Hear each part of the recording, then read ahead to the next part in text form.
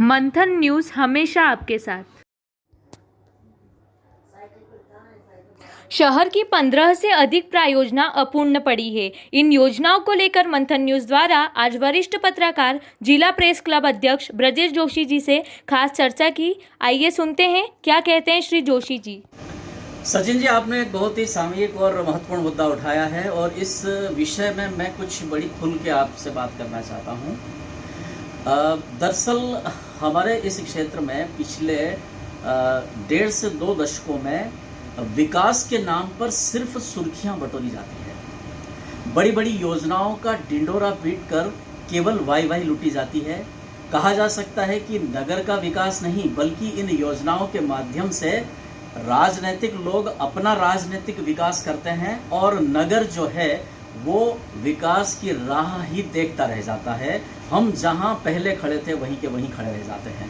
अब मैं आपको यदि कुछ योजनाओं के संदर्भ में बात करूं तो हम सबसे पहले बात करते हैं हमारे भगवान पशुपतिनाथ के मंदिर की। दशकों हो गए, मुझे बहुत ये कहते हुए दुख होता है, विसंगति हम सबको लगती है, व्यवस्थाओं की विकृति की जब कोई बाहर का व्यक्ति पहली बार आता है मंदसौर और भगवान पशुपतिनाथ के दर्शन करता है तो उसकी आंखें फट जाती है। वह कुछ बोल नहीं पाता है कि इतनी भव्य दिव्य प्रतिमा उसके सामने है और उसके वो दर्शन अब जाकर के कर रहा है। देश और दुनिया के हजारों करोड़ों लोग, लाखों लोग जो भगवान पशुपतिनाथ के दर्शन कर सकते हैं लेकिन नहीं कर पा रहे हैं। क्यों नहीं कर पा रहे हैं? हम लोगों के संकल्प शक्ति के अभाव के कारण। हमारे नेता, हमारे जनप्रतिनिधि, हमारी व्यवस्थाएं, हमारा प्रशासन, हमारी सरकार पशुपतिनाथ मंदिर को केंद्र में रखकर यदि मंदसौर के विकास की कल्पना करे तो मैं सचिन जी दावे के साथ कह सकता हूं कि ये अकेला पशुपतिनाथ का मंदिर पूरे शहर को पाल सकता है। आप देख रहे हैं कि धार्मिक पर्यटन में जहां जहां प्रसिद्ध मंदिर हैं वहां के युवाओं को उस शहर से पलायन की आवश्यकता नहीं होती है।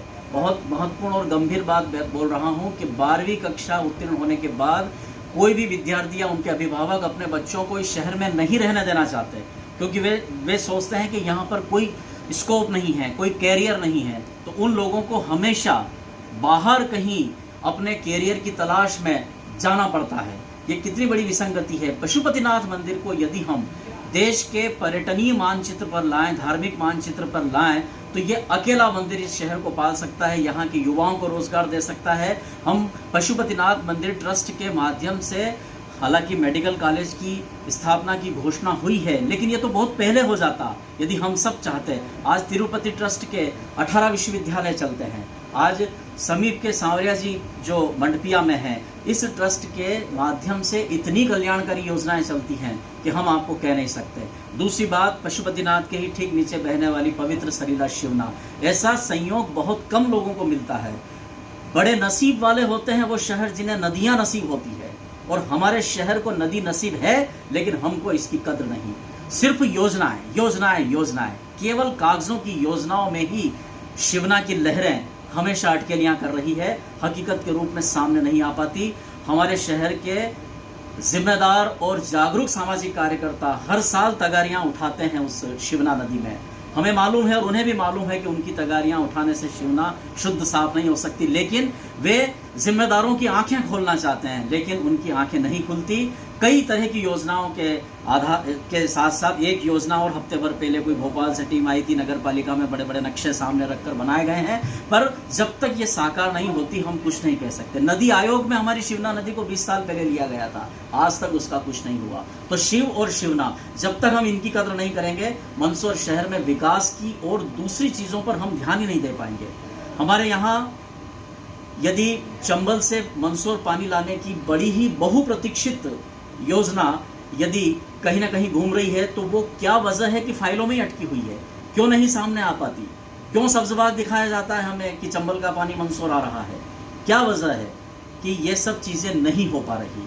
मंदसौर को जो रेलवे सुविधाएं अपेक्षित हैं वे सुविधाएं नहीं मिल पाती। केवल सर्वे चल रहा है। सुवासरा प्रतापगढ़ लाइन का यदि जंक्शन बन जाता है मंदसौर तो जानकारों का कहना है कि रतलाम से भी बड़ा जंक्शन मंदसौर रेलवे स्टेशन बन सकता है। इतनी बड़ी योजना यह है लेकिन क्यों नहीं इस पर ध्यान दे पाते? लगातार इन योजनाओं के पीछे पड़ना चाहिए। हमारे जनप्रतिनिधियों को, इस क्षेत्र के जागरूक राजनेताओं को, अकेले जनप्रतिनिधि नहीं, पूरा एक माहौल सा बनाना चाहिए जागरूक, ताकि जनप्रतिनिधियों को भी ये लगे कि पूरी जनता चाहती है कि विकास का ये बिंदु या ये योजना हमारे पास शीघ्रता से आनी चाहिए। तो बहुत अच्छा आपने मुद्दा उठाया है। आपके इस न्यूज़ पोर्टल के माध्यम से मैं तमाम जिम्मेदारों का ध्यान आकर्षण कराना चाहता हूं, एक शहर का जागरूक नागरिक होने के नाते। ज़रूरी नहीं कि हम किसी संस्थागत रूप से किसी ओहदे पर बैठकर हम कोई बात करें। इस शहर का एक साधारण नागरिक भी शहर के विकास की और नगर हित की बात कर सकता है और जनप्रतिनिधियों का, प्रशासन का ध्यान आकृष्ट कर सकता है।